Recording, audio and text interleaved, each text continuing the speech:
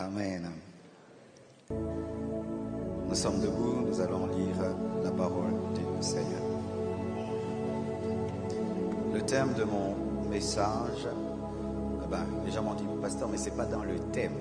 Oui, c'est pas dans le thème, mais c'est dans l'esprit. Pour tous ceux qui suivent l'internet, ils connaissent le thème principal, c'est le premier amour. Et ce thème, nous l'avons donné avant le décès de Maman Blanche. Et donc, entre-temps, le Seigneur aussi m'a enseigné beaucoup de choses. Donc, 2 ou 3, comme j'ai 8 prédications, je vais parler des 30 choses que j'ai apprises au travers de la souffrance. Et mes 5 autres interventions, je parlerai du premier amour, qui est notre thème principal. Et donc, les orateurs parleront du premier amour, mais pour ma part, je vais parler 3 cultes comme ça. Et nous allons parler sur le thème principal parce que je suis sûr que Dieu va aider quelqu'un qui est passé par la souffrance et qui passe par la souffrance. Alléluia. 30 choses que j'ai apprises au travers de la souffrance. Mais j'ai appris même 1000 choses. Mais là, j'ai résumé. Un jour, ce sera un livre, l'école de la souffrance. Jean 13, versets 1 à 7. Ce verset m'a été donné par le pasteur Dominique Ngoï dans les temps difficiles, et hier par l'apôtre Wallo Mutsenga qui est venu chez moi jusqu'à 0 heure comme un prophète de Dieu. Jean 13, versets 1 à 7. Avant la fête de Pâques, Jésus, sachant que son heure était venue de passer de ce monde au Père, et ayant aimé les siens qui étaient dans le monde, mit le comble à son amour pour eux. Pendant le souper, lorsque le diable avait déjà inspiré au cœur de Judas Iscariote, fils de Simon, le dessein de les livrer, Jésus, qui savait que le Père avait remis toutes choses entre ses mains, qu'il était venu de Dieu et qu'il s'en allait à Dieu, se leva de table, ôta ses vêtements et prit un linge dont il se ceignit. Ensuite, il versa de l'eau dans un bassin et il se mit à laver les pieds des disciples et à les essuyer avec le linge dont il était ceint. Il vint donc à Simon-Pierre et Pierre lui dit, « Toi, Seigneur, tu me laves les pieds. » Jésus lui répondit, « Ce que je fais, c'est ça le verset principal, ce que je fais, tu ne le comprends pas maintenant, mais tu le comprendras bientôt. » Tu peux dire ça à ton voisin de derrière, ton voisin qui te sourit. S'il ne te sourit pas, tu ne lui parles pas. Deuxième passage, Hébreux 5, versets 7 à 8. C'est lui qui, dans les jours de sa chair, ayant présenté avec des grands cris et avec des prières et des supplications à celui qui pouvait le sauver de la mort, et ayant été exaucé à cause du verset principal 8, a appris, bien qu'il fût fils,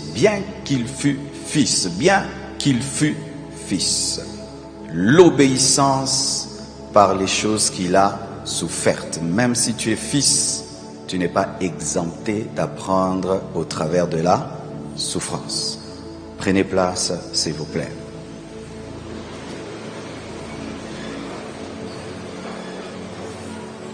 Alors, je ne prêche pas bien.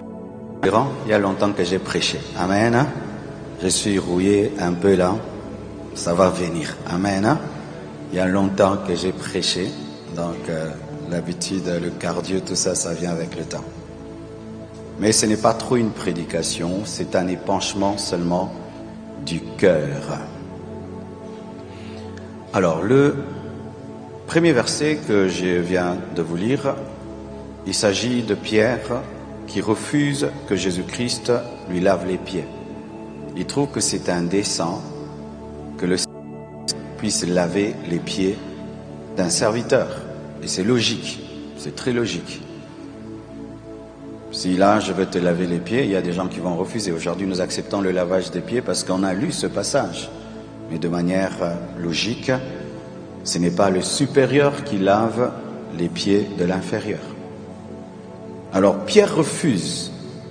Et Jésus-Christ, enfin de le convaincre, lui dit que ce que je fais dans le présent, tu ne le comprends pas dans le présent, mais dans le futur, tu le comprendras. Parce que dans le futur, Pierre a fini par comprendre que Jésus-Christ était en train d'annoncer sa mort. Pour lui-même, il a prêché cela, il a enseigné cela. Pierre a écrit des épîtres.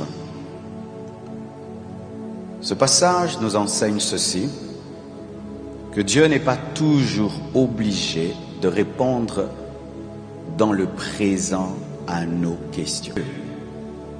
Pourquoi tu as fait ça? Parce que. Pourquoi tu as fait ça? Parce que. Pourquoi tu as fait ça? Parce que. Non, non. Dieu n'est pas notre garçon de course, il n'est pas notre travailleur serviteur pour nous expliquer toujours ce qu'il fait. D'ailleurs, il y a des choses qu'on ne comprendra qu'au ciel. Alléluia. Il a dit, ce que je fais maintenant, tu ne le comprends pas, mais tu le comprendras. Car combien de questions n'avons-nous pas posées à Dieu? Pourquoi? Une personne aussi jeune qui a des projets, une personne aussi aimable, merveilleuse, aimée par tout le monde. Pourquoi tu n'as pas pris un mauvais, un méchant? Pourquoi tu n'as pas pris un vieillard? Pourquoi? Nous comprendrons un jour. Alléluia. C'est ça la maturité dans les choses de Dieu. Béni soit Dieu pour les bases que j'ai reçues dans la vie chrétienne, étant au pied du révérend Daniel Capepula, de Jacques-André Verneau, où on nous a enseigné toute la Bible. Pas seulement le Dieu qui te protège des problèmes, pas seulement le Dieu qui te protège des souffrances, mais on nous a enseigné aussi un Dieu qui te fait passer par le désert. Et béni soit Dieu pour de tels enseignements. Frères, lorsque des fois un prédicateur se tient à la chair, au lieu de vous prêcher seulement la bénédiction, vous parle des épreuves, vous parle de la souffrance, il ne faut pas dire, il a abîmé notre culte, hein, c'est un vaccin qui te prépare au jour où tu vivras Dieu dans une autre facette que le Dieu qui exauce, qui bénit. Et cet équilibre m'a aidé, car des années, on nous a enseigné le brisement, la formation, l'école de Dieu. Et quand c'est arrivé, toutes ces prédications équilibrées sont venues pour m'aider. Aimer toutes sortes de prédications, les prédications de motivation, les prédications de brisement, parce que ce sont des vaccins. Alléluia. Dieu n'est pas obligé de répondre présent à nos questions présentes. Et des fois, nous pensons que nous sommes capables de comprendre ce que Dieu fait alors que nous sommes encore immatures pour le comprendre, et c'est avec le temps qu'on finit par comprendre. Lorsque un enfant est un enfant et qu'il est puni par ses parents, il va dire que ses parents sont méchants. Le même enfant, lorsqu'il grandit, dit qu'il avait des bons parents qui étaient sévères. Avec le temps, il finit par comprendre ce que ses parents faisaient. Et là, je ne parle pas que de ce qui nous est arrivé. Dans tous les domaines de ta vie, mon frère, il y a des choses que tu comprendras, il y a des choses que tu ne comprendras pas, il y a des choses que Dieu fera, il t'expliquera, mais pas toujours au présent, mais au futur. Et même si nous pensons avoir compris ce qui est arrivé, ce n'est que la moitié. Avec des années, nous comprendrons ce que Dieu a fait. Peut-être dans 2 ans, 3 ans, 4 ans, 5 ans, 10 ans, 20 ans, nous comprendrons, ah, c'est pourquoi vraiment. Alors lorsque tu ne comprends pas une chose, voici la sagesse. Il faut se taire. Amen. Il faut seulement se taire. De peur que tu puisses expliquer mal une chose ou que tu puisses condamner Dieu au lieu de le louer, parce qu'il sonde le futur autant qu'il sonde le présent. Et quelqu'un qui sonde le futur comme il sonde le présent, vous n'êtes pas au même niveau, parce que lui peut voir dans le futur ce qui peut arriver. Certaines personnes ont été rappelées vers Dieu parce que Dieu savait que cette année-là, elles allaient l'abandonner. Vous voyez quelqu'un qui part, oh pourquoi? Mais Dieu qui va dans le futur a vu que la personne allait chuter Et maintenant, les humains qui ne comprennent rien dans le futur vont dire, pourquoi? Mais Dieu sait que la personne allait perdre à la fin de sa vie sa bénédiction. Ainsi, celui qui maîtrise le futur, le passé et le présent n'est pas à notre niveau pour que nous puissions le juger. Hébreux 5, verset 7, un puissant verset qui parle de Jésus-Christ comme étant souverain sacrificateur selon l'ordre de Melchisédek. Ça prouve l'élévation de Jésus-Christ, Hébreux 5, verset 7. Mais qu'est-ce que la Bible nous dit? Qu'au temps de la chair de Jésus-Christ, c'est-à-dire que lorsqu'il était il était homme, lorsqu'il priait en pleurant, il priait avec des cris, avec des larmes, des supplications. Et il avait appris, bien qu'il fût fils de Dieu, sans péché, l'obéissance par les choses qu'il a souffertes. Jésus-Christ sur la terre a appris à obéir au Père au travers de la souffrance.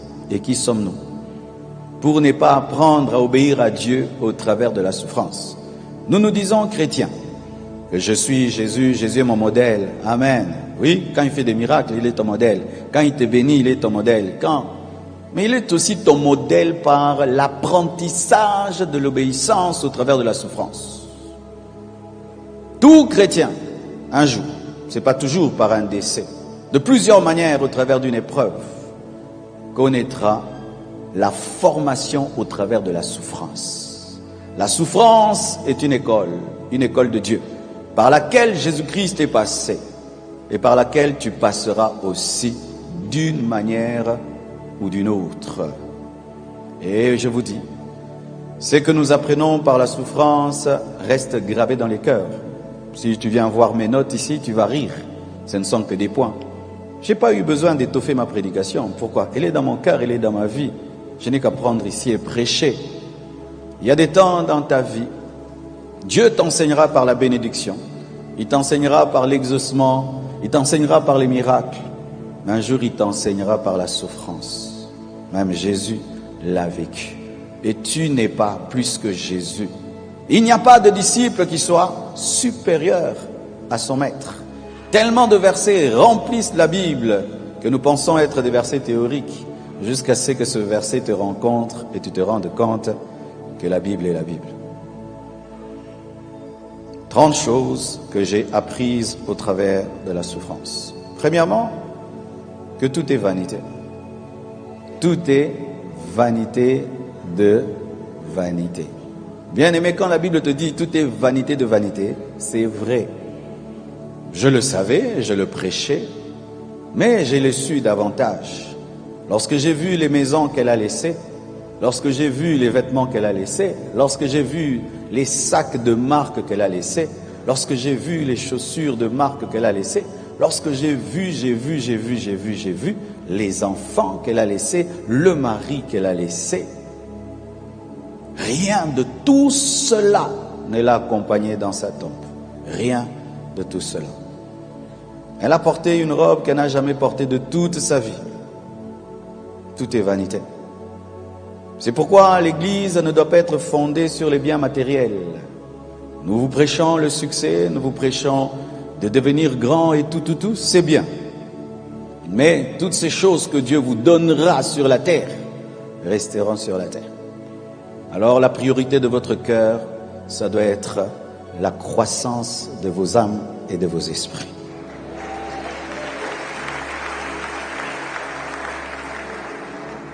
Elle n'a rien emporté de l'autre côté. Tout ce qu'elle a emporté, c'est la dimension spirituelle, la foi en Jésus-Christ, les bonnes œuvres qu'elle a pratiquées sur la terre. Frères et sœurs, si encore ici quelqu'un qui est matérialiste, pour l'argent tu peux tuer quelqu'un, pour l'argent tu peux te prostituer, pour le bien de ce monde tu peux entrer dans l'occultisme, pour le bien de ce monde tu peux voler, pour les biens de ce monde tu peux t'enorgueillir, t'enfler. Je te dis, tu es dans une grande distraction. Parce que tu es en train de t'enfler pour des choses qui ne sont même pas à toi. Ta voiture n'est pas à toi. Ta maison n'est pas tienne. Tes habits ne sont pas tes habits. Ce n'est pas à toi. Oh, c'est à moi. Ce n'est pas à toi, frère. Rien que tu as est à toi. Rien. Même pas un bic. Même pas un bic. Même pas un peigne. Même pas un tige coton n'est à toi. Même pas un bouton. Oh, que Dieu nous a humiliés, nous les hommes. Même un bouton, elle n'a pas emporté de l'autre côté. Même un tige coton, elle n'a pas emporté. Même la poudre, elle n'a pas emporté. Rien de cela. Regarde comment tu es en train de détruire ta vie. Tu vis dans le vol, tu vis dans le mensonge et dans l'escroquerie. Pour avoir quoi? Des maisons. Pour avoir quoi? Des voitures que tu laisseras. Que tu laisseras. Que tu laisseras. Que tu laisseras. Que tu aies 1000 voitures. 10 000 maisons. En ton nom. Tu laisseras. Alors tu es triste parce que tu n'as pas d'argent, tu es triste parce que tu n'as pas de vêtements, tu es triste parce que tu n'as pas. Mais tu ne te réjouis jamais de ta foi en Jésus-Christ, du Saint-Esprit qui est en toi, alors que c'est cela ta vraie richesse. Elle a laissé ses enfants, même les enfants ne sont pas à toi. Mon mari, mes enfants, c'est faux. La seule chose qui est à toi, c'est ta foi en Jésus. Ça, c'est à toi. Ça, c'est à toi. Ça, c'est à toi. Le reste n'est pas à toi. Tout est vanité, mes frères, et poursuite du vent. Alors, lorsque tu es sur cette terre et que tu recherches les biens de ce monde sans rechercher Jésus-Christ et fonder ta vie sur le rocher qui est Jésus, tu es du vent toi-même. Je me dis, si elle n'avait pas donné sa vie à Jésus, si elle n'avait pas servi Dieu, elle aurait vécu pour rien. Comme toi qui m'écoutes, tu vis pourquoi? Matin, soir, l'argent, l'argent. Matin, soir, acheter, acheter, acheter. Et après, quand tu vas mourir, de l'autre côté là-bas, qui seras-tu? Qui seras-tu? Deuxièmement, et j'ai déjà commencé à le dire, et bizarrement, je l'enseignais déjà avant son départ, tout nous est prêté. Tout nous est prêté. Rappelez-vous de l'enseignement que j'ai donné, gestionnaire ou patron. Nous ne sommes pas des patrons, nous sommes des gestionnaires. Amen. Hein? Tout ce que Dieu nous donne n'est pas à nous, il nous prête comme des gérants. Et au temps convenable, il peut retirer. Et il donne à quelqu'un d'autre, il dit, gère pour moi. C'est pourquoi ne vous attachez à rien ici-bas. Ne vous attachez à rien ici-bas. Je vous dis encore, hein, ne vous attachez à rien ici-bas. N'idolâtre pas ta maison, n'idolâtre pas ton mari, n'idolâtre pas ta femme, n'idolâtre pas tes enfants, n'idolâtre pas ton succès, n'idolâtre rien dans la vie.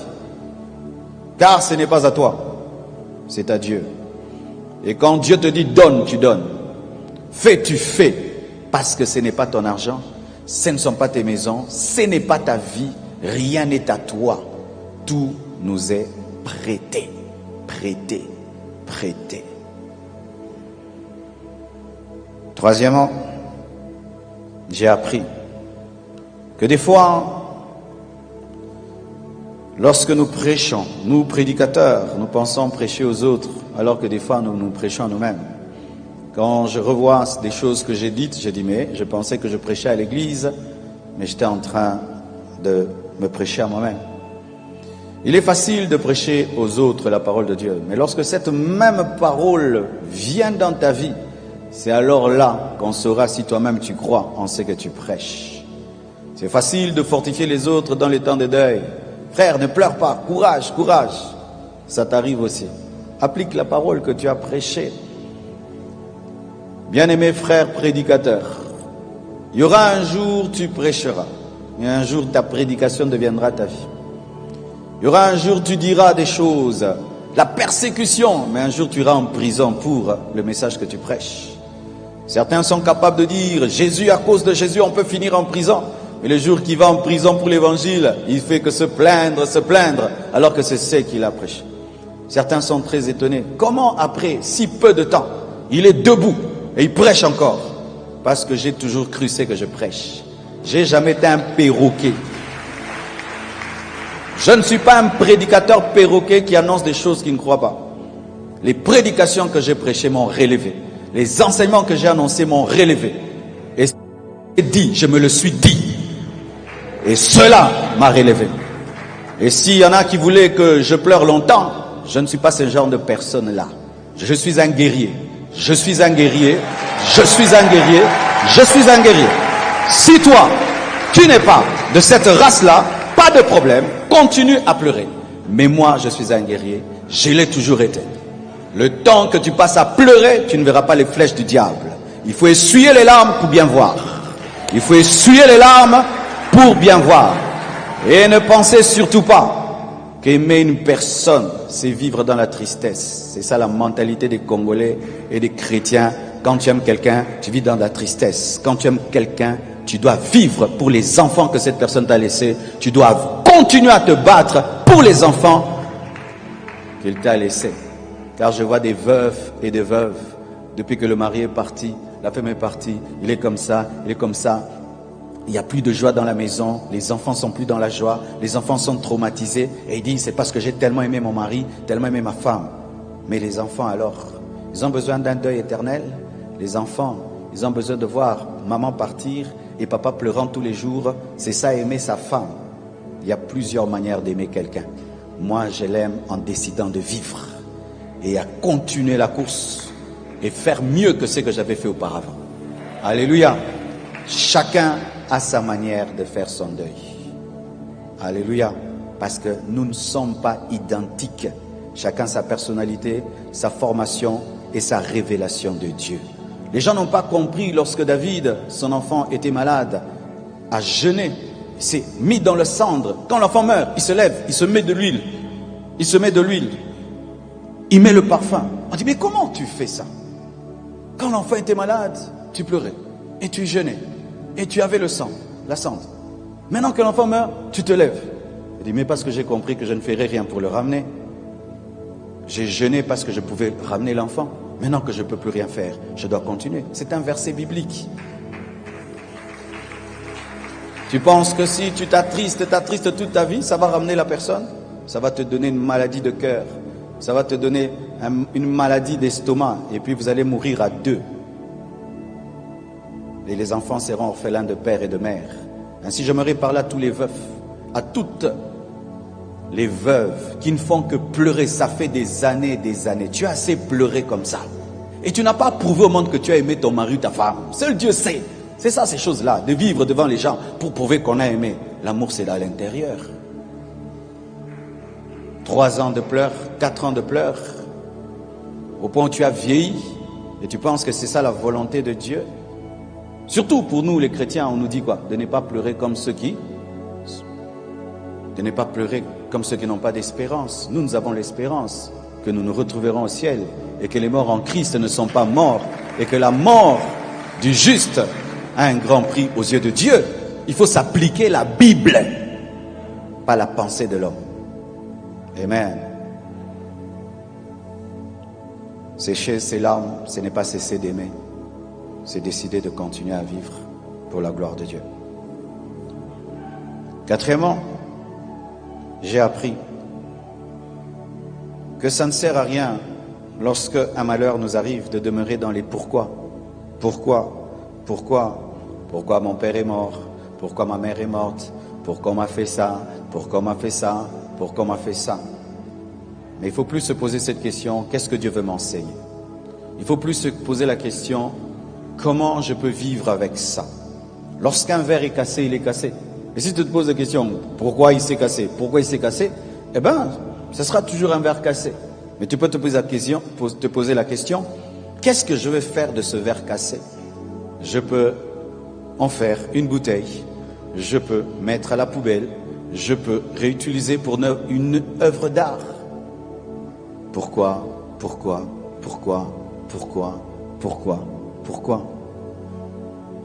Non, dis plutôt, comment vivre sans elle? Comment vivre sans papa? Comment vivre sans maman? Comment vivre dans cette douleur? Comment continuer? Comment? Ça, c'est la bonne question.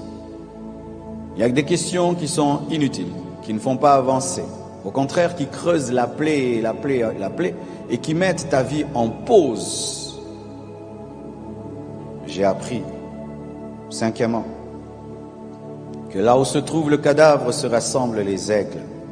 Mes frères et sœurs, pour ceux qui sont de cette génération, vous n'avez pas compris ce qui est arrivé dans ce deuil, mais nous qui avons connu le temps où l'église de réveil était unie, le temps où les pères étaient ensemble, le temps où les pasteurs étaient ensemble, ce que nous avons vécu pendant le deuil nous a donné une joie incommensurable.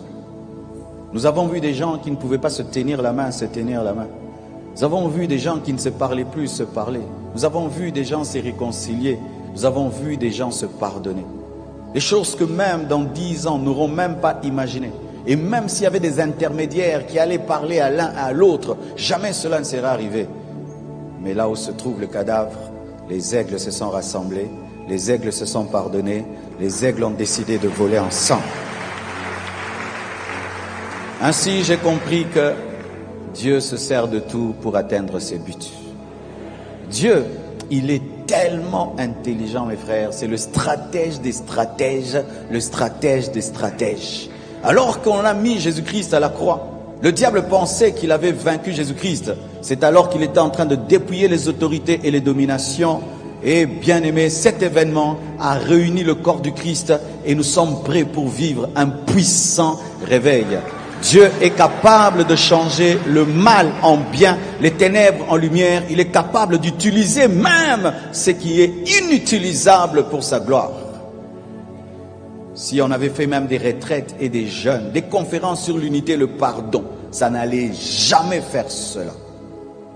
Le Seigneur l'a planté, le Seigneur l'a sémé pour l'unité du corps du Christ. Et tu vas dire, ça se trouve où dans la Bible? Étienne. Lorsque l'Église est tombée dans la torpeur et la distraction par rapport à l'appel d'aller jusqu'aux extrémités de la terre et de faire de toutes les nations les disciples sont restés au même endroit. Qu'est-ce que Dieu a fait? Il a permis que Étienne meure. Et lorsqu'Étienne est mort, c'est alors que Philippe est allé en Samarie, c'est alors que les disciples se sont répandus dans le monde entier et l'évangile est allé jusqu'aux extrémités de la terre. Dieu s'est servi de la mort d'Étienne pour sauver l'humanité. Comme je l'ai dit, nous n'avons pas compris, mais avec le temps, nous comprendrons. Avec le temps. C'est comme vous êtes en train de vous battre, vous vous battez, pendant que vous battez, il y a un bébé qui tombe et qui meurt. Directement, vous allez arrêter de vous battre. Vous allez vous occuper du bébé. C'était une personne qui était aimée par tous, qui n'avait de problème avec personne.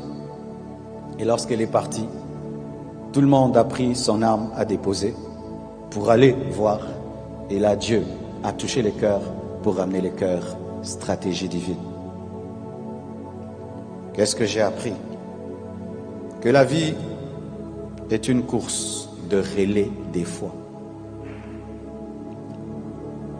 Aujourd'hui, nous sommes en la période des Jeux Olympiques et je vous prie de suivre la course de relais. Je crois qu'il y aura des courses de relais. C'est-à-dire que c'est différent d'un sprint où tu commences et toi-même tu finis la course, 100 mètres, 200 mètres, 800 mètres. Mais il y a des courses où quelqu'un court 100 mètres, il donne à l'autre qui court 100 mètres, il donne à l'autre qui court 100 mètres. Et il y a un dernier là-bas, c'est souvent le plus rapide. Et dans l'équipe jamaïcaine, on mettait souvent Usain Bolt. C'est lui qui finissait les courses. Mais quand il finit la course, ce n'était pas sa victoire, c'était même la victoire du premier là qui avait commencé. Mes frères et sœurs, Jésus-Christ est venu. Il a engendré des disciples qui ont donné le flambeau, et qui ont donné le flambeau, et d'autres qui ont donné le flambeau, et qui ont donné le flambeau, et qui ont couru. Vernon a couru, il a laissé le flambeau. Alain Moloto a couru, il a laissé le flambeau. Blanche a couru, elle a laissé le flambeau. Et nous devons continuer, et nous devons continuer, et nous devons continuer, et nous devons continuer. S'il y a quelqu'un ici, ton père est parti, tu dois continuer. Ta mère est partie, tu dois continuer. Tu as eu un chef, un leader qui était puissant. Tu ne vas pas perdre toute ta vie seulement à pleurer. Relève-toi comme Josué. Continue ce que Moïse a commencé. Comme Josué, continue ce que Moïse a commencé. Comme Élisée, continue ce que Élie a commencé. Comme Timothée, continue ce que Paul a commencé. Comme les 12 apôtres, continue ce que Jésus-Christ a commencé. Tout est dans la parole de Dieu. La vie est une course de relais. Même nous qui prêchons aujourd'hui, même si je veux vivre 120 ans ou 150, on finira par partir. Quelqu'un doit continuer. On ne va pas s'étonner pour ça. C'est écrit dans la Bible que nous sommes du bois. Le bois sur l'autel, c'est quoi? On met un bois sur l'autel et puis il devient de la cendre. Il faut des nouveaux bois qui deviennent de la cendre. C'est ça la vie. C'est ça la vie. Certains viennent, ils vivent, ils travaillent, ils partent. Ils vivent, ils travaillent, ils partent. Mais quand cette réalité arrive dans nos vies, on n'en veut pas. Mais c'est ce qui arrive dans le monde entier. Est-ce que c'est nous qui avons construit le stade des martyrs? Non. Quelqu'un a construit, il est parti. Nous sommes en train d'en profiter. Est-ce que c'est nous qui avons construit l'échangeur de l'Imété? Non. Quelqu'un a fait et il est parti. Nous partirons. Oui, tu partiras. Tu partiras. Et quelqu'un d'autre entrera dans ton travail et continuera. Et lui aussi partira. Et quelqu'un d'autre entrera. Et ça arrivera jusqu'au retour de Jésus-Christ. C'est ainsi. C'est ainsi. C'est ainsi la vie. C'est ce qui est écrit. Amen. Hein? Nous ne devons pas prêcher la psychologie. Nous devons prêcher la Bible. Quand l'église est fondée sur la psychologie, ça engendre des chrétiens faibles qui ne savent pas vivre la vraie vie chrétienne. C'est pourquoi Paul, entrevoyant sa vie, écrivait déjà des épîtres pour la génération qui arrive. Regardez, beaucoup d'églises ne sont même pas prêtes à la mort de leur pasteur, comme si leur pasteur est éternel. À la compassion, dans le statut, il est écrit, au cas où le leader meurt, il y a ça, ça, ça. Oui, c'est pas l'esprit de mort, mais c'est la vérité. Il y a des parents qui ne préparent même pas leur testament. Pourquoi? Tu es éternel parce que tu aimes tes enfants? Mais prépare. Pour qu'après ta mort, les enfants ne se chamaillent pas les biens. Fais un testament où ça c'est pour toi, ça c'est pour toi, ça c'est pour toi. Quand tu pars, c'est calme. Pourquoi en Afrique les gens se chamaillent après la mort des parents? Parce qu'on a peur d'entrevoir que la vie est une course de relais. Celui qui tient le bâton et court, il sait qu'il le donnera, il sait. S'il ne le donne pas, d'ailleurs, il sera mis dehors parce que tu dois courir. Et puis tu donnes, et puis tu donnes. C'est ce que l'Ecclésiaste dit. Tu bâtis, on va bâtir un grand temple, souffrir pour le finir. Dans 50 ans, nous partons. Quelqu'un d'autre entrera dans ce temple-là, qui n'a même pas construit, il en profite. Et lui aussi, après, il partira, il va construire peut-être un hôpital, une université. Il part, quelqu'un entre dans l'université, il en profite, et puis lui, peut-être il va ajouter un quartier. Il part, l'autre. C'est ça la vie. Ne vous attachez à rien. Ne vous attachez à rien. Ne vous attachez à rien. Utilisez les choses sans vous attacher. Tu vois ta brosse à dents, tu es attaché à ta brosse à dents. Personne n'est attaché à sa brosse à dents. Aucun de nous. On l'utilise, on sait qu'on finira par la remplacer. Nous sommes des brosses à dents. Dieu t'utilise, il brosse ses dents avec toi, et puis après, il prend une autre. C'est ça la parole de Dieu.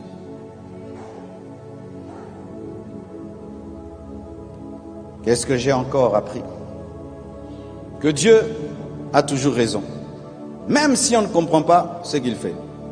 Dieu a toujours raison. Est-ce que tu peux le dire avec moi? Encore? Même quand je ne comprends pas. Même quand je ne comprends pas. Un pasteur n'avait pas d'enfant.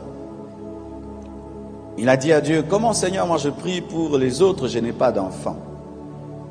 Et Dieu ne donnait pas des enfants. Il a insisté, il a insisté. Il a quand même commencé à dire qu'il va arrêter le ministère parce que comment lui prêche aux autres mais n'a pas d'enfant, on va croire qu'il n'a pas la puissance et tout. Ok. Dieu lui donne un enfant. Cet enfant grandit. L'enfant là devient un voyou, un drogué. L'enfant là lui amène des problèmes dans sa vie au point où il tombe malade, il meurt.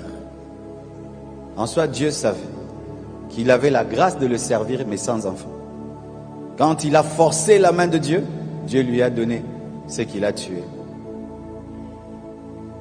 Des fois, tu dis, Dieu, pourquoi je suis né au Congo? Peut-être que toi, aux États-Unis, tu ne serais pas chrétien. Seigneur, pourquoi tu ne me donnes pas beaucoup? Peut-être toi, beaucoup, allez t'enorgueillir. Pourquoi, Seigneur, tu ne m'as pas créé très très beau? Parce que toi, si tu étais très très beau, tu serais un impudique. Pourquoi, Seigneur, tu ne m'as pas donné beaucoup de force? Parce que si toi, tu avais la force, tu allais être un voleur. Pourquoi, Seigneur, tu ne m'as pas mis dans telle famille? Parce que si tu étais dans cette famille, tu allais croire à ton père comme étant Jéhovah Jireh, tu n'allais pas développer la foi. Pourquoi, Seigneur, je suis né au Congo? Parce qu'au Congo, Dieu allait t'apprendre la... Bénissez Dieu pour tout, bénissez Dieu pour tout, bénissez Dieu pour tout, bénissez Dieu pour tout, même pour ce que vous ne comprenez pas. Car ses voies sont insondables. Autant les cieux sont élevés au-dessus de la terre, autant les pensées de Dieu, ses voies, sont élevées au-dessus des nôtres. C'est écrit. C'est écrit. Alléluia. Lorsque Jésus-Christ mourait à la croix et que Marie était là en train de voir son fils mourir, sur le plan humain, quelle atrocité. Un jeune de 33 ans en train de mourir sur une croix. Qu'est-ce qu'il a fait? Il n'a jamais tué. Mais pour Dieu, c'était le salut de l'humanité. Alléluia. Je connais des veuves qui, après la mort de leur mari, sont devenues spirituelles. Je connais des veuves qui, après la mort de leur mari, sont devenues courageuses. Je connais des veuves qui, après la mort de leur mari, sont devenues des vraies servantes de Dieu. Dieu a plusieurs voies. C'est écrit dans la parole de Dieu au sujet de Anne. Lorsque son mari est parti, elle a consacré toute sa vie dans le jeûne et la prière. S'il n'était pas parti, elle n'allait jamais recevoir la prophétie sur Jésus.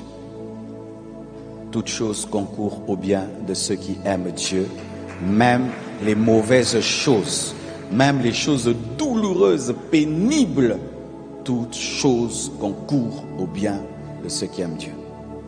Même ce qui te fait pleurer est pour ton bien. Septièmement, huitièmement, si je ne finis pas, je vais finir même dans... Je pourrais finir. Dieu, des fois, pour faire un nouveau vase, ne le modifie pas. Il le casse, il le jette par terre et il refait un autre vase. Des fois, pour Dieu, lorsqu'il veut te rebâtir, tu étais un vase, mettons, carré, il veut faire un vase circulaire. Au lieu de modifier le vase carré, il prend le vase carré, il le jette par terre, brisé, et puis il le reprend. Il forme un autre vase qui est circulaire. Le brisement au travers de la souffrance, la transformation au travers de la souffrance. J'aimerais parler aux gens qui souffrent. Si ta souffrance ne te change pas, tu es un phénomène. Parce que même le chien, lorsqu'on le dresse, on le dresse par la souffrance. On lui montre, s'il fait caca partout, on prend son museau, hein, c'est ça? On met dans le caca, puis on le tape un peu. Il apprend que caca, c'est douleur. Caca, c'est douleur. Il apprend l'obéissance par la souffrance. Regarde les souffrances par lesquelles tu passes. Tu es le même homme. Rien ne te change. Même si Dieu te broie, tu ressuscites le même. Quoi que Dieu te fasse, tu ne bouges pas. Tu as cette capacité d'esquiver les clous à la croix, de sorte qu'au lieu d'être mort, tu es évanoui.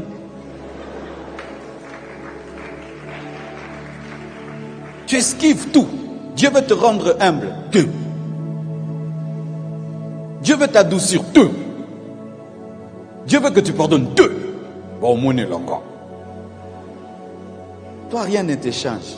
Ni la joie, ni la tristesse. Quel genre d'humain tu es? Et certains disent, ah, il a changé depuis. Mais bien sûr que je dois changer. Oh, mais bien sûr que je dois changer. Tu dormais avec quelqu'un, il a disparu. Tu mangeais avec quelqu'un, il a disparu. Comment tu ne peux pas changer? Et mais je ne peux que changer, mais en bien. Pas en mal, mais en bien. Mais bien sûr que ça doit te changer. Comment ça ne peut pas te changer? Comment ça ne peut pas te changer? Tu as une souffrance dans ta vie. Une maladie. Un problème matériel, financier, je ne sais pas lequel. Mais comment ça ne te change pas? Il y a des souffrances qui viennent pour te rendre humble, sensible aux douleurs des autres. Un jour, un enfant revient de l'école et entre deux lignes, il dit à son père, « Papa, j'ai un ami qui était tout faible là à l'école et je lui ai dit, est-ce que tu es malade? Il dit, j'ai faim. C'est quoi la maladie faim? Le père dit, la maladie faim. L'enfant ne savait pas c'était quoi la faim. Il a dit, non, cet enfant est dangereux. Il risque de ne jamais partager le pain à quelqu'un qui a faim parce qu'il ne sait pas c'est quoi la faim. Il dit, envoyez l'enfant à l'école, mais sans casse-croûte, sans rien. Et l'enfant va à l'école sans manger. Quand il revient, oh, je me sens mal, je suis malade. Non, tu n'es pas malade, tu as faim. Il dit, quoi? La faim? Donc mon ami sentait ça. Oh, il fallait que je donne du pain, il fallait que je lui donne. Des fois, Dieu te fait goûter à la souffrance pour comprendre la souffrance des autres. Et sincèrement, ça, j'ai compris. J'ai compris que des fois, je ne prêchais pas bien dans les deuils. Et si j'ai prêché mal dans ton deuil, pardonne-moi.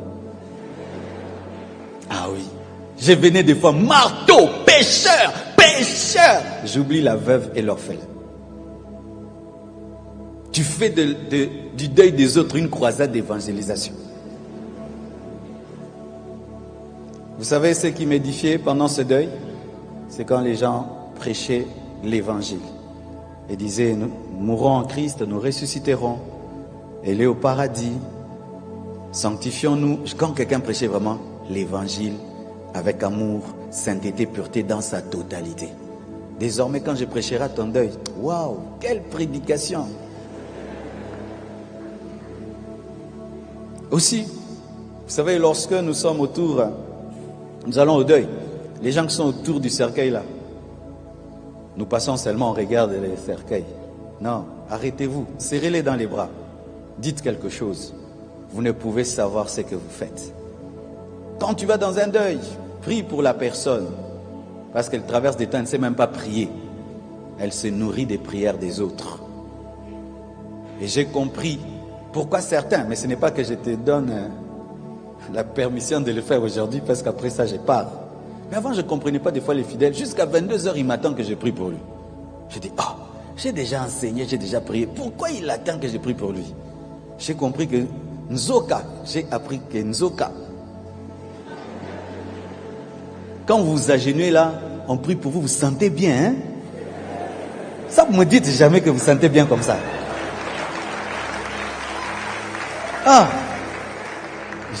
Après, parce qu'il y a longtemps qu'on prie, moi, rarement on prie pour moi. Donc moi, je fais que prier pour les autres. Donc je ne sais plus ce que les gens sentent quand on prie pour eux. Mais on a beaucoup prié pour moi. Une fois même, on est venu prier pour moi. Je me suis endormi. Ils m'ont laissé comme ça. Nalala kala. Prière et ça l'a bien. Yango zelanga ti 22h, hein? J'ai compris. C'est que les fidèles ressentent quand on leur dit, tu vas réussir, Dieu est avec toi, sois béni, va de l'avant. Ça vous fait...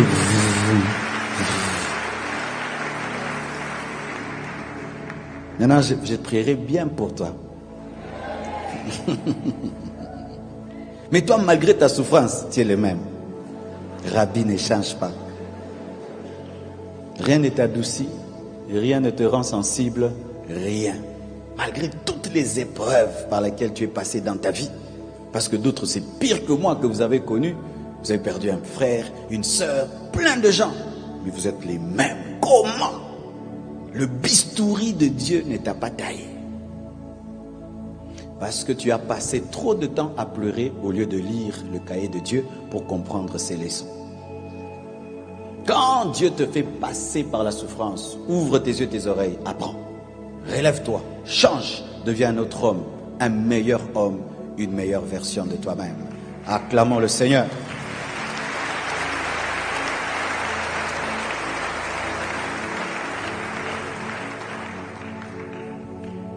J'ai appris que l'enseignement sur la mort et l'éternité, ces enseignements doivent revenir sur les chairs de l'Église.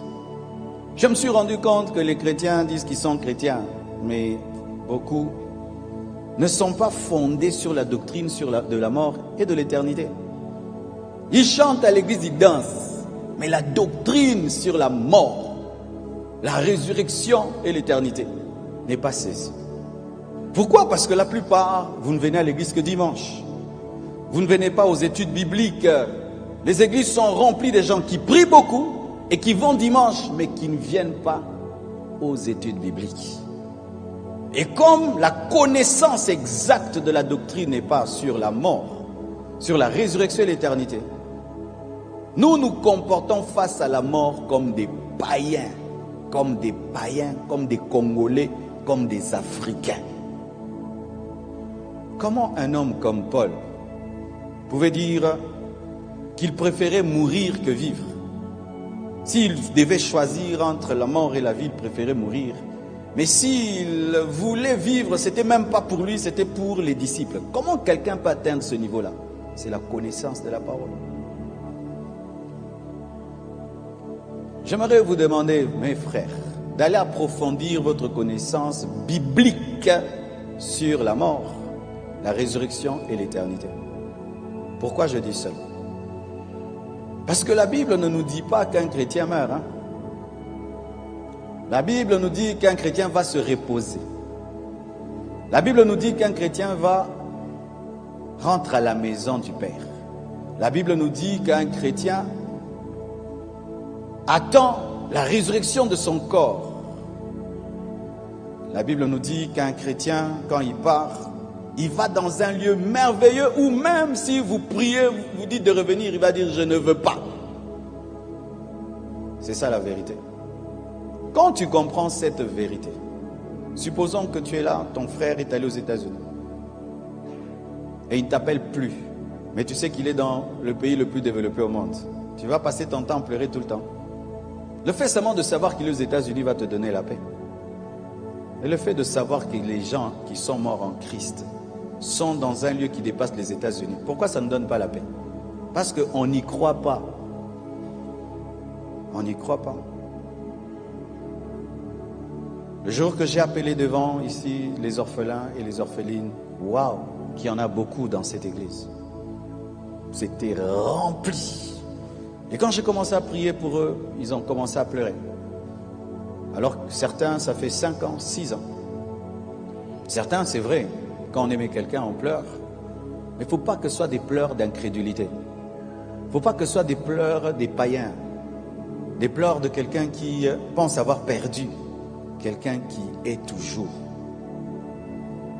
Paul, Pierre sont vivants en Christ. Car comment pouvons-nous ressusciter si nous ne sommes pas vivants en Christ? Vous devez le croire. Vous devez vraiment approfondir cela. Par rapport à la mort des autres et par rapport à votre propre mort. Par rapport à la mort des autres et par rapport aussi à votre propre mort. Car certains meurent brusquement et n'ont pas le temps de se préparer. Et d'autres, c'est une maladie qui vient. Et tu sens que cette maladie va m'emporter. Tu sens vraiment que Dieu ne me guérira pas, je vais partir. Un chrétien face à une maladie qui vient, et tu sens qu'elle va t'amener. Tu te comportes comment? Comme un païen, en train de pleurer ou de te préparer pour entrer dans l'éternité. Ah oui, il faut qu'on dise toute la Bible. Frères et sœurs, nous ne sommes pas des éternels, nous sommes poussière. Nous retournerons tous à la poussière. Ne vivez pas comme vous êtes éternels. C'est pourquoi, chers prédicateurs, prêchons à nouveau l'éternité.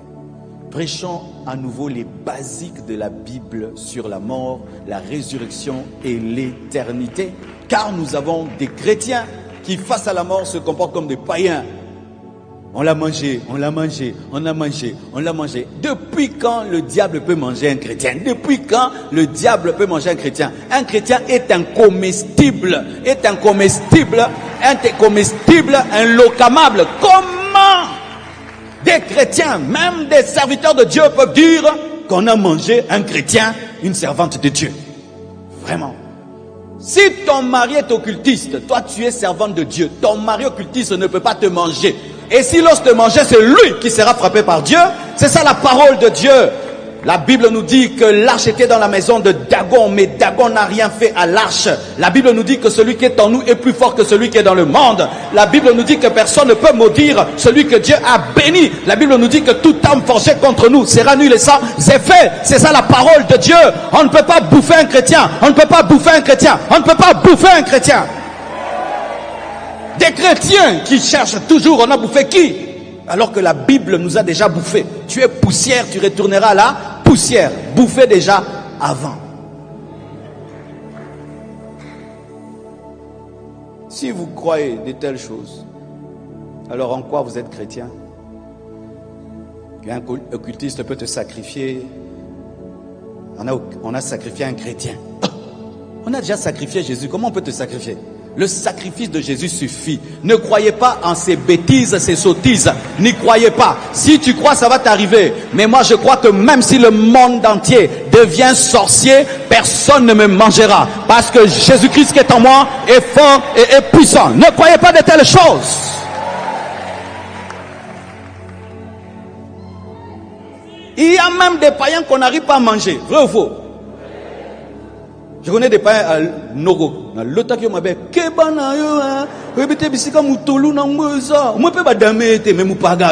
toi, tu n'as pas besoin d'un moutolou. Tu as la croix de Jésus-Christ. Tu as le sang de Jésus-Christ. Tu as le tombeau vide de Jésus-Christ. Ton nom est écrit dans le livre de vie. Dieu a un plan pour ta vie. Et personne ne peut arrêter avant le temps de Dieu. C'est que Dieu a dit que tu seras. Personne ne peut stopper le plan de Dieu. Personne ne peut arrêter le plan de Dieu. Dire cela, c'est dire que Satan est plus fort que Dieu. Alors que la Bible nous dit que Dieu est le tout-puissant. Tout-puissant. Tout-puissant. Tout-puissant. Tout-puissant. Ça, c'est l'évangile africain. Des chrétiens bouffés. Des chrétiens bouffés. Quel manque de puissance et de foi. Lorsque même quelqu'un se convertit aujourd'hui, le diable en personne ne peut rien lui faire. Le diable en personne ne peut rien faire à un bébé spirituel d'un jour. Et une servante de Dieu, vous croyez des choses pareilles. Frères et sœurs, lisez la Bible, croyez la Bible. Arrêtez de croire TikTok et YouTube. Croyez la parole. Chrétiens modernes, allez relire la Bible. Vous ne lisez plus la Bible, vous êtes tout le temps sur Internet. Tout le temps sur Internet, c'est pourquoi vous avez la foi Internet. Allez lire la Bible. La Bible manque dans les cœurs et les pensées de beaucoup de chrétiens, de sorte que nous sommes devenus des chrétiens remplis d'incrédulité, de doute, et nous croyons des choses que la Bible ne croit pas. Terminons. J'ai appris une chose. Et c'est 10e, je crois. 10e, hein? Ok, je vais m'arrêter à 10. La communion fraternelle et l'amour de la famille, des amis, sont un bouclier contre la dépression. Et seul l'amour peut combler le vide laissé par l'amour. Mes frères et sœurs, pendant cette épreuve, j'ai vécu l'amour de mes parents, mon père, ma mère, mes frères et sœurs, mes amis, l'église. C'est un bouclier pour moi. J'ai vu le pasteur Timothée quitter Kinshasa, aller jusqu'à Barcelone avec moi pendant une semaine, seulement pour me faire rire. Il finit, le couple Manzambi vient, une semaine, 3-4 jours avec moi, seulement pour que je rie. Après, le prophète Jérémie vient à Barcelone, il quitte Kinshasa, seulement pour être avec moi, que je ris. Quel amour! J'ai vu les enfants du pasteur Ivan Castano quitter Paris, venir à Barcelone, passer 2 jours avec les enfants pour qu'ils rient. Je me suis rendu compte que je suis un homme béni. Béni d'avoir des vrais amis, béni d'avoir des vrais frères, des vrais parents, une vraie église, des vrais collaborateurs. Une blessure laissée par l'amour est comblée par l'amour. L'amour. L'amour protège de la dépression. Je voyais le pasteur Louis Imba quitter sa maison. Il arrive chez moi à 7 heures. Parce que lui, il a perdu sa femme, ça fait 4 ans. Il dit, je suis venu te voir pour que tu manges. Il dit, non, comme bébé, non. En français. Je suis devenu ton bébé. Il dit, non, tu ne manges pas. Et il commande à mon cuisinier, faites les omelettes. Je dis, il y a boué. Pasteur mange. Et il s'assied là. Je dis, toi tu manges pas. Il dit, moi j'ai déjà mangé. Toi tu manges. Je dis, waouh. Satan nous a menti que les pasteurs ne s'aiment pas, ne s'entendent pas. C'est faux. C'est pas parce que 2 ou 3 pasteurs ont des problèmes que tout le monde a des problèmes. La plupart des pasteurs s'entendent. La plupart des pasteurs s'entendent. La plupart des pasteurs s'entendent. Mais il y a 2, 3, 4, 5, comme dans toute famille. Comme dans votre famille aussi.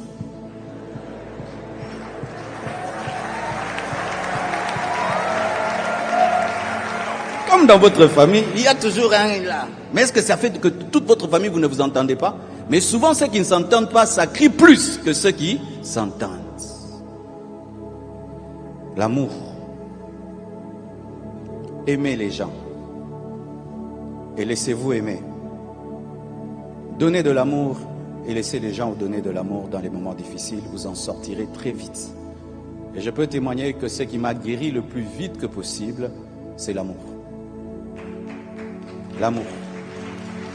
Je n'ai jamais senti autant d'amour dans ma vie. Et je ne peux même pas citer tous ceux qui ont vraiment, c'est extraordinaire. C'est très extraordinaire. C'est quand je comprends que quand la Bible dit que Dieu est amour. Dieu est amour. Dieu nous donne des amis pour nous préparer à une épreuve.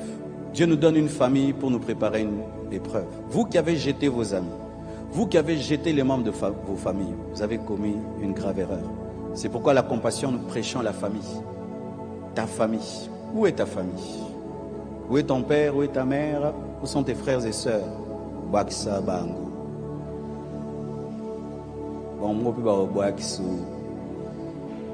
Toi, tu n'as pas d'amis dans cette église. Hein? Ce sont les vrais amis qui restent quand tout le monde est parti. Ce sont les vrais amis qui reviennent dans le deuil quand le deuil est fini. Toi, tu n'as pas d'amis. Toi, tu es champion pour détruire tes relations. Tu es pire que Dieu. Dieu même récupère les gens. Toi, tu ne le récupères pas quand tu as jeté. Et tu annonces même, si je meurs, ne viens pas. C'est ce que toi, tu as dit à quelqu'un, non? Même si je tombe malade. C'est la folie.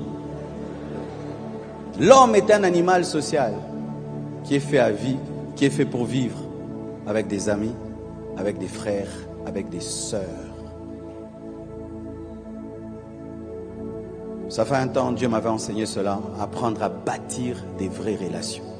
Pas des relations superficielles avec les hommes de Dieu. Bâtir vraiment des vraies relations. Et j'ai vu des gens quitter le monde entier, annuler même leur programme de croisade, de ceci, venir seulement s'asseoir là. Tu as de tels amis. Tu as de tels amis qui peuvent tout arrêter pour toi. Tu as de tels amis qui peuvent tout sacrifier pour toi. Vous prêchez la Bible et l'amitié pour Dieu et le Saint-Esprit ne vous empêche pas de bâtir des relations. Un homme qui bâtit des relations devient puissant. Un homme qui bâtit les relations devient fort. En conclusion, il y a combien de mariés ici? Balancez les bras. Aux mariés, voici ce que je vous dis. Prenez soin de vos femmes comme si c'est la dernière fois que vous les verrez. Prenez soin de vos maris comme si ce sera la dernière fois que vous les verrez. Vous savez, lorsque tu as quelqu'un dans ta vie, avec le temps, tu penses que c'est un acquis. On connaît souvent la valeur des choses lorsqu'on les perd. Et si elle pouvait revenir, j'allais lui faire directement un massage. C'est-à-dire, dors, je vais faire les omelettes. Vrai ou faux?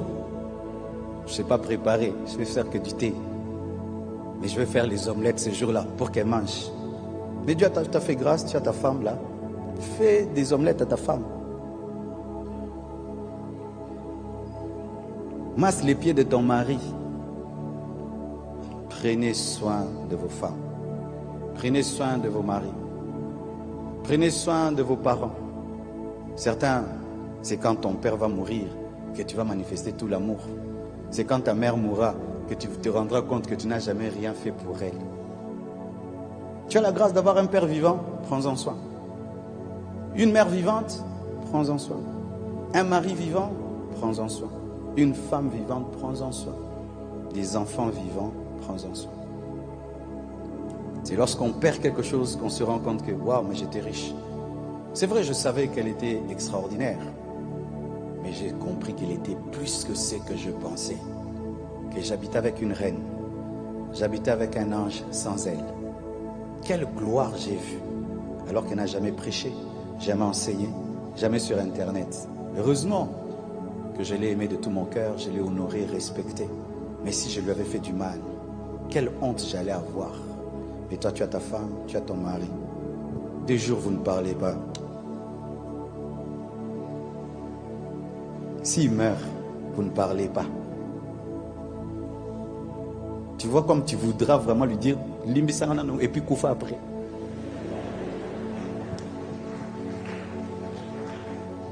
Oui. Aimez-vous aujourd'hui à 100%. Ne soyez pas partiel dans l'amour. Aimez totalement.